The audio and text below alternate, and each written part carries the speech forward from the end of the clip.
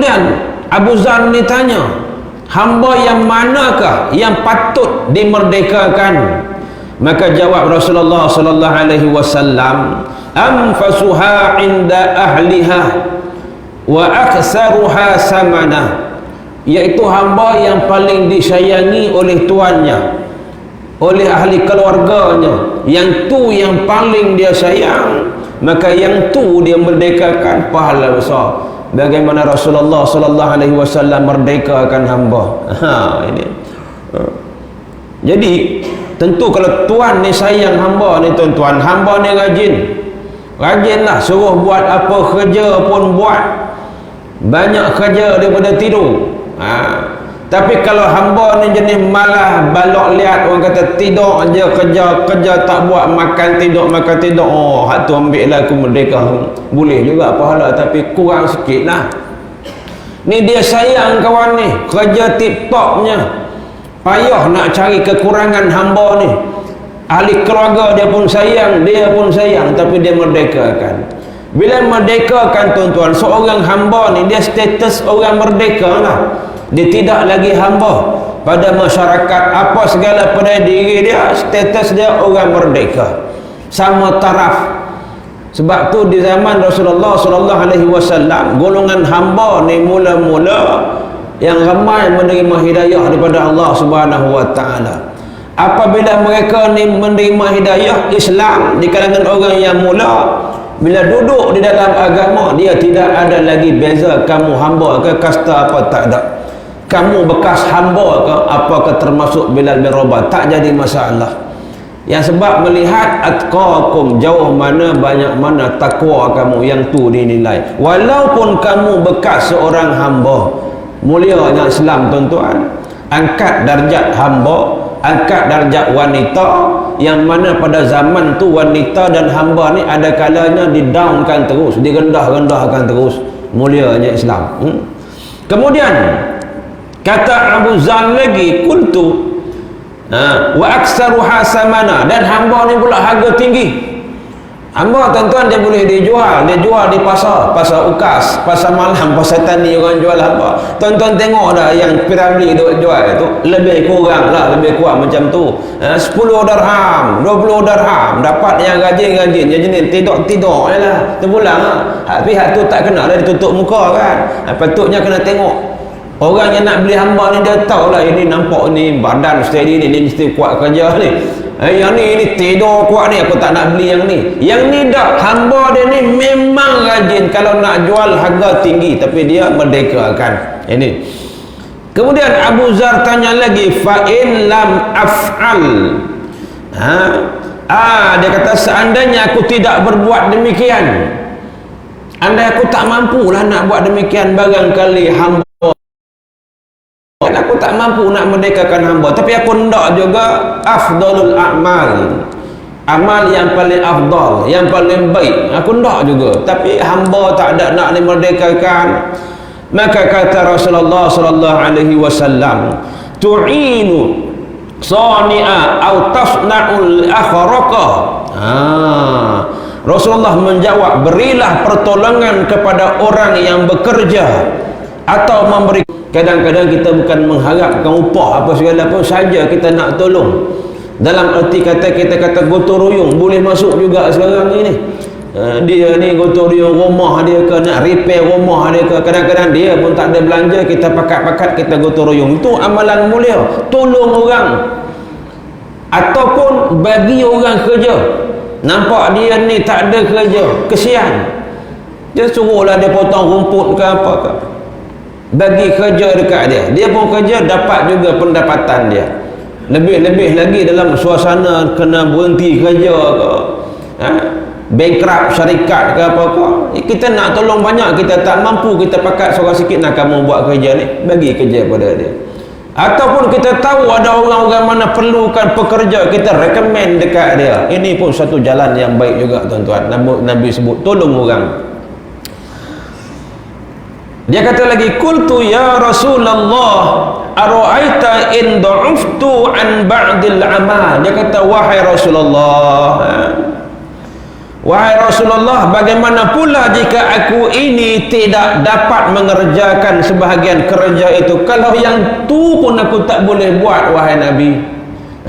Nak tolong bagi kerja dekat orang, aku sendiri pun kurang kerja. Nak tolong kerja orang, aku pun orang banyak. Contoh, kalau yang tu pun aku tak mampu. Maka kata Rasulullah sallallahu alaihi wasallam, takuffu syarraka 'anil nas fa innaha sadaqatun minka 'ala nafsika. Yang ni kita dah sebut tajuk kita hari ni, banyak jalan-jalan kebaikan. Termasuk yang Abu Zar tanya ni, mana yang lebih afdal, mana yang lebih baik? Merdekakan hamba, kemudian tolong orang, carikan pekerjaan untuk orang. Kalau semua tu tak boleh, kata Nabi, tapi Abu Zar ni nak tahu juga apa lagi pilihan yang boleh aku buat. Kata Rasulullah sallallahu alaihi wasallam, kamu tahan dah perbuatan itu, hentikan perbuatan jahat terhadap manusia. Jangan kita duk buat jahat pada manusia, hentikan. Fa innaha sadaqatun minka 'ala nafsika. Itu pun adalah sedekah. Sedekah apa? Minka 'ala nafsika, daripada engkau untuk diri engkau juga. Jangan aniaya orang lah, jangan sakiti orang, jangan aniaya orang. Ini semua adalah sedekah daripada kamu untuk kamu juga. Ini makna tuan-tuan, Abu Zar ni dia tanya sampai rapat. Maknanya dia nak cari peluang. Kalau aku tak dapat dengan jalan ni, jalan mana aku dapat? Kalau tu pun aku tak dapat, last sekali apa cara yang boleh aku dapat? Sampai Nabi jawab, last sekali kamu tahan diri kamu tu daripada menyakiti orang lain. Itu pun sedekah juga. Walaupun kamu dalam kondisi mampu boleh menyakiti hati orang lain, mungkin kamu berkuasa, kamu bertenaga, kamu kuat, kamu berpengaruh, tapi kamu tahan. Itu sedekah daripada kamu untuk kamu juga. Punya banyak tuan-tuan jalan-jalan kebaikan.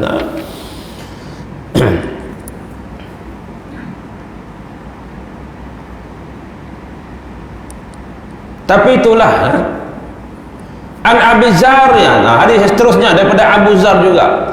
An Abi Zar aidan radhiyallahu anhu anna Rasulullah sallallahu alaihi wasallam qala yusbihu ala kulli sulama min ahadikum sadaqatun. Tiap-tiap hari, tiap-tiap subuh, tiap-tiap dikatakan setiap ruas tulang kamu masing-masing itu sedekah. Tiap sendi kita ni setiap hari bersedekah. Wa kullu tahmidatin sedekah. Tiap-tiap tahmid tu maknanya memuji Allah, alhamdulillah, itu sedekah. Fa kullu tasbihatin sedekah. Duk sebut subhanallah, itu pun sedekah. Wa kullu takbiratin sedekah. Allahu akbar, itu sedekah. Wa amri bil ma'ruf sedekah, wa nahyi 'anil munkari sedekah. Suruh orang buat baik itu sedekah, tegah orang daripada buat kemungkaran itu sedekah. Wa yujzi'u min zalika rak'atani yarka'uha min ad-duha. Semua tu orang kata apa? Memadailah bagi setiap amalan yang disebutkan itu 2 rakaat sembahyang duha. Lebihnya sembahyang duha ni tuan-tuan, 2 rakaat aja. Kita kadang buat, kadang tak buat, kadang banyak tak buat daripada buat. Mohon pada Allah Subhanahu wa taala, ya Allah, kalau aku dapat buat solat duha ni, kurniakan pula istiqamah pada aku, ya Allah. Istiqamah tu yang susah tu. Bila dia rajin sampai 12 rakaat, bila malas 2 pun lebuh. Elok buat 2 tapi hari-hari buat. Ini tuan-tuan, kena mohon pada Allah Subhanahu wa taala yang ni. Anhu, kalau kita belajar hadis, kita duk sebut sebelum tu Abu Zar. Bila selepas tu dia tak sebut Abu Zar dah, dia kata anhu, daripadanya, makna daripada yang sebelum tu juga Abu Zar lah. Kalau daripada Abu Hurairah lah. Dalam kitab ni musannif pengarang susun, kalau daripada Abu Hurairah ada 5-6 hadis Abu Hurairah saja.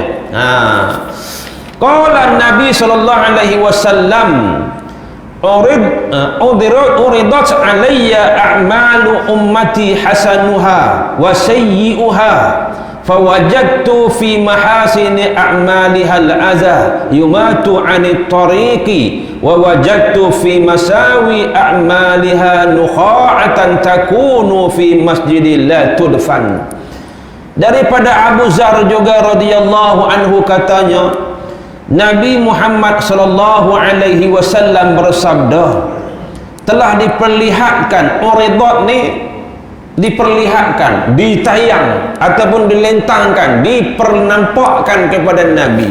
Ini kelebihan Rasulullah sallallahu alaihi wasallam. Allah perlihatkan syurga kepada Nabi, perlihatkan neraka kepada Nabi. Lepas tu Nabi sampaikan kepada kita apa yang Nabi nampak. Sudah tentulah apa yang diberitakan itu adalah benar. Sebab yang sampaikan ni Nabi. Mustahil bagi Nabi ni penipu. Mustahil bagi Nabi ni tak amanah. Maka dia cerita, sama juga tuan-tuan, orang yang beriman, bila kita dengar sesuatu yang dikhabarkan oleh Nabi, kita kena benarkan. Apa saja segala yang Nabi cerita wajib kita benarkan, walau kita tak pernah tengok benda tu. Sampai ke langit Nabi cerita Nabi naik, kita kena benarkan. Sampai Nabi cerita nampak dalam syurga, nampak dalam neraka, kita kena benarkan. Kenapa saya tekankan sangat kita kena benarkan ni? Supaya menyalahi kita dengan orang-orang kafir. Orang yang mula-mula Islam ni, Rasulullah bawa Islam, orang-orang Mekah ni dia terbahagi kepada 3 golongan. Yang pertama, benarkan tanpa soal jawab. Dia tahu yang sampaikan ni Muhammad, tak ada sebab kami ni, tak ada reason kami ni tak percaya. Ini contohnya Abu Bakar, Khadijah dan ada 2-3 orang lagi. Yang kedua, yang jadi minta dalil, minta bukti.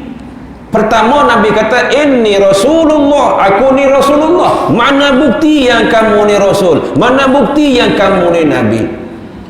Nak bukti. Yang ketiga, yang ni tak beriman, tak minta bukti, tolak secara total. Terus tolak, tak mau bukti apa dah. Diketuai oleh Abu Lahab. Sebab tu Abu Lahab ni dengan Abu Jahal sama teruk. Kalau ditanya mana lebih teruk, Abu Lahab lagi teruk. Abu Jahal ni mau-mau juga dengar, tapi Abu Lahab memang tolak daripada awal lagi. Ini. Jadi tiga golongan ni, golongan yang ketiga ni, mereka ni tidak mau, tidak membenarkan. Golongan yang ketiga ni yang tak mau membenarkan kata Nabi. Sebab tu kena beza dengan kita. Kita kalau Nabi cerita tentang syurga, tentang neraka, 100% aku percaya, aku jadikan teladan. Puak kafir yang ketiga golongan tadi ni, mereka tak mau percaya. Bahkan mereka ni buat olok-olok. Amma yatasa'alun 'anil naba'il azim. Mereka ni bertanya. Jumpa di pasar, mereka bertanya, kamu tahu tak Muhammad ni cerita begini. Kamu tahu tak Muhammad katakan dia tu Rasul? Kamu tahu tak Muhammad kata syurga, neraka, hidup selepas mati? Di mana pun masa tu, itu yang dia mau cerita. Mereka bertanya, yatasa'alun tu bukan untuk beriman, hanya sekadar olok-olok, hanya sekadar perli balik kepada Rasulullah sallallahu alaihi wasallam. Padahal mereka tahu Muhammad itu siapa. Mereka kenal Muhammad ni daripada kecil lagi sampai kepada menjadi Rasul.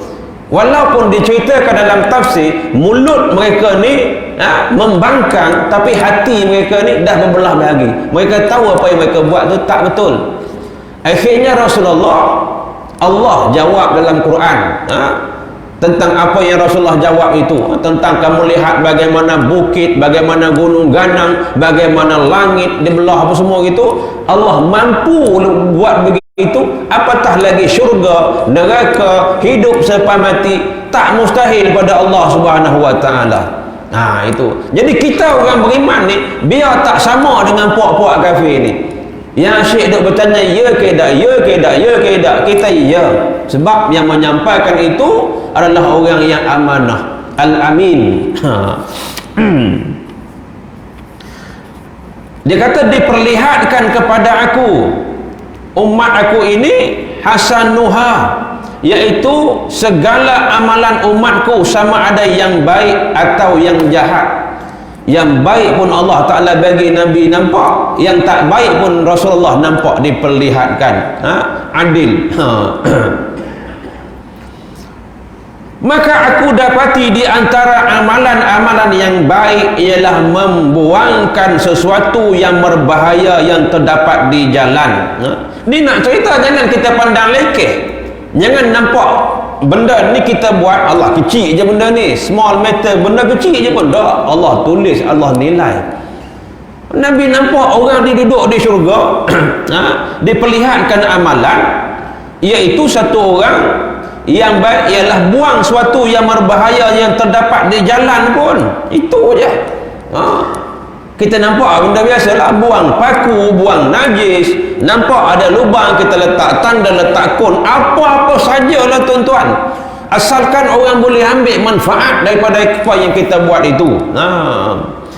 Dan aku dapati di antara amalan-amalan yang jahat, amalan yang tak elok lah, ialah berkahak di dalam masjid yang tidak ditimbus. Nampak macam benda tu kecil juga, tapi dia punya kesan dia tu, efek dia besar juga. Meludah dalam masjid, tak buang kahak tu. Di zaman Nabi lagi lah, masjid bukannya ada kapet, kadang-kadang dinding batang tamar, tanah, lantai berlantaikan bumi lah. Ada yang jenis kadang-kadang ludah tak timbus balik. Orang lain kena. Lainlah kalau dia ni tak faham, dia ni tak tahu, contohnya macam badui, dia baru menerima hidayah apa semua yang nak kencing dalam masjid tu kan, itu pun Nabi tak tegah, tak bagi bunuh, tak bagi tengking apa, biar dia kencing dulu. Ini Rasulullah sallallahu alaihi wasallam, kalau ditengking masa tu habis satu masjid je lagi nak kena cuci habis semua. Itu tuan-tuan, nampak benda tu macam kecil, small, tapi diambil kira, dinilai habis semua tu. Buang duri di jalan, buang apa-apa sajalah. Kita, tangan kita ni kadang-kadang berat, keluar pada masjid tu, kalau aku tak buang, orang lain juga buang. Kalau orang lain tak buang, pengurusi ada, Haji Azman ada, nanti takkan dia tengok saja benda ni, mesti dia ambil buang, masing-masing lepas ke orang.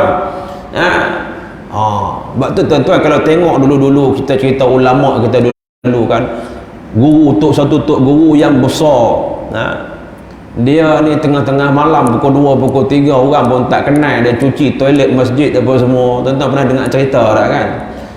Rupanya dia yang cuci. Orang salam dengan dia, cium tangan orang ra'i dia, malam dia rendahkan diri, dia pergi cuci toilet masjid, janji manusia boleh dapat manfaat daripada aku. Jadi kita boleh buat apa saja tuan-tuan, asalkan orang dapat manfaat daripada kita. Anhu, daripada Abu Zar juga, annan nasan qalu ya Rasulullah zahaba ahlud dusuri bil ujuri yusalluna kama nusalli wa yasumuna kama nasumu wa yatasaddaquna bifuduli amwalihim. Qala awalaysa qad ja'ala Allahu lakum ma tasaddaquna bihi inna bi kulli tasbihati sadaqatan wa kullu takbiratin sadaqatan wa kullu tahmidatin sadaqatan wa kullu tahlilatin sadaqatan wa amru bil ma'rufi sadaqatan wa nahyun 'anil munkari sadaqatan wa fi bud'i ahadikum sadaqatan. Qalu ya Rasulullah ayati ahaduna syahwatahu wa yakunu lahu fiha ajrun.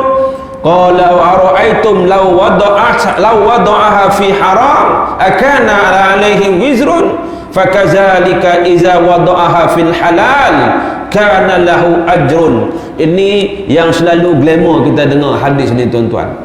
Satu ketika di zaman Nabi, dia ada golongan kaya, dia ada golongan miskin. Golongan miskin ni yang susah, dia datang, dia mengadu kepada Nabi sallallahu alaihi wasallam. Kata mereka itu, ya wahai Rasulullah, hartawan, golongan kaya, hartawan telah membolot pahala yang banyak untuk akhirat. Seolah-olah kita kata bagi zaman mudah bahasa kita ni, tak acik lah kan, mereka tu dah lah kaya, Allah limpahkan mereka dengan rezeki yang banyak, harta yang banyak. Kami sembahyang, puasa sebagaimana kami puasa. Mereka puasa, kami pun puasa. Mereka sembahyang, kami pun sembahyang. Tapi qad ja'alallahu lakum ma tapi wa yatasaddaquna bi fuduli amwalihim. Mereka ni lebih pada kami sebab mereka ni boleh bersedekah dengan limpahan harta yang Allah bagi kepada mereka. Kami ni pula tak ada. Boleh semayang, puasa, berzikir, nak bersedekah harta tak ada. Seolah-olah satu jurang yang besar. Maka Rasulullah sallallahu alaihi wasallam menjawab, awalaisa qad ja'alallahu lakum ma tasaddaqu. Adakah Allah Taala bagi kepada kamu semua juga untuk kamu beribadah, yang boleh bersedekah juga? Tu Nabi sebut, sesungguh tiap-tiap tasbihatin sedekah, takbiratin sedekah, tahlilatin sedekah, sebut subhanallah, alhamdulillah, Allahu akbar, itu semua dikira sedekah juga. Orang kaya boleh buat, orang miskin boleh buat yang ni. Maka orang-orang ni tadi pun dia seronok lah. Dia seronok, dia dapat. Yes, poin kita tak ada harta, tapi kita boleh bersedekah dengan tahlil, tahmid, takbir, pakat-pakat bertakbir. Dengar pula orang-orang kaya. Orang kaya pun pulun pula. Allah kan, orang kaya pun pulun. Itu kelebihan masing-masing lah. Hadis ni tuan-tuan nak tunjuk orang kaya ni dia tak tertegah kekayaan dia tu untuk beribadah. Orang miskin pula dia tak jadikan alasan miskin dia tu untuk menegah dia daripada beribadah. Dua-dua bagus belaka. Kita kadang-kadang suruh ajak ibadah, aku miskin, kau kaya, aku miskin, kau kaya. Yang kaya pula kadang-kadang dia jadi sombong. Sebab tu Allah Ta'ala suka orang yang murah hati, tapi lebih suka orang kaya yang tak sombong, yang murah hati. Allah suka orang yang pemurah, tapi lebih suka orang miskin yang pemurah. Dah lah dia miskin, dia cari jalan macam mana untuk jadi pemurah juga tuan-tuan. Maknanya kaya miskin ni terletak kepada kita. Bukan itu alasan menegah kita daripada berinfak, beribadah. Miskin bagi cara miskin, kaya bagi cara kaya. Yang penting kehendak, keinginan dalam hati tu. Wa fi bud'i ahadikum sadaqah. Dan disebutkan lagi, ni itu dulu, menyuruh orang buat baik itu sedekah, melarang orang daripada buat kemungkaran itu pun sedekah juga. Dan bersama isteri itu pun sedekah juga. Nah, di situ dia kata fi bud'i ahadikum sedekah. Lalu sahabat pun tanya, bersama isteri sedekah juga kah? Maksudnya bersetubuh bersama isteri. Nabi tanya balik, adakah kamu dapati wahai bagaimana fikiran kamu jika syahwat itu diletakkan pada suatu yang haram? Adakah dia berdosa? Maka demikianlah juga apabila syahwat itu diletakkan pada suatu yang halal, dia memperolehi pahala. Itu pun dapat pahala tuan-tuan. Janganlah bulan puasa siang hari, tu cari penyakit. Mau puasa 2 bulan berturut-turut, tumpah. Hari ke-59 batal balik. Puasa ni jangan sembang lah. Kalau kita puasa bulan puasa, tak apa, tak ada siapa pun nak ajak kita minum. Ini lepas raya puasa 2 bulan berturut-turut, masuk hari ke-10 dah lah kawan ni ajak minum, kawan ni ajak makan, kawan ni kata udah siap lemang apa semua, berapa hari boleh tahan. Tak ada sampai 59, hari ke-20 lebuh, 20 lebuh. Barulah sekali bagi makan 60 orang fakir miskin. Tapi kalau selain daripada itu tak ada masalah. Sadaqatun, kata Nabi SAW. Ini dalam bab berinfak tuan-tuan, dia bukan menilai pada kaya ataupun pada miskin, tapi dia pada kehendak. Kalau kita ikutlah, kalau kita nak berinfak, buat kebajikan, nak dengar cakap orang, ikut cakap orang, sampai bila dia tak jadi, dia jadi masalah. Pernah satu ketika tuan-tuan, bila ayat kelebihan orang yang berinfak ni turun, ayat infak ni turun, maka kata para sahabat, kami pun bawa lah barang-barang. Kami bawa barang-barang yang orang bersedekah, orang infak ni, sama ada orang kaya ataupun orang miskin, berebut-rebut nak infakkan harta benda ni. Datang orang kaya ni, fatasaddaqa bi syai'in katsirin, dia sedekah dengan banyaknya. Sebab dia kaya, dia mampu, dia bagi banyak. Ada orang kata apa? Orang perangai munafik ni dia kata apa?